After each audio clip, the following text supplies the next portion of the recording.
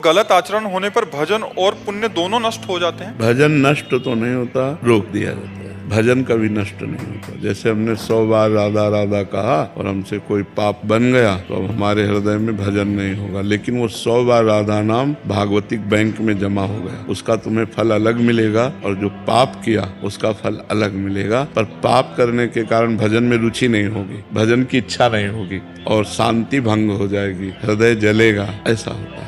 भजन एक अलग डिपार्टमेंट है और पाप एक अलग डिपार्टमेंट है। पाप का दंड अलग भोगना पड़ता है, भजन का आनंद अलग प्राप्त होता है। भजन कभी नष्ट नहीं होता, क्योंकि भगवान अविनाशी तो भगवान का नाम अविनाशी। हमने जो राम कृष्ण हरि जपा, जो राधा राधा जपा, वो कभी नष्ट नहीं होता, वो मंगल करके ही रहता।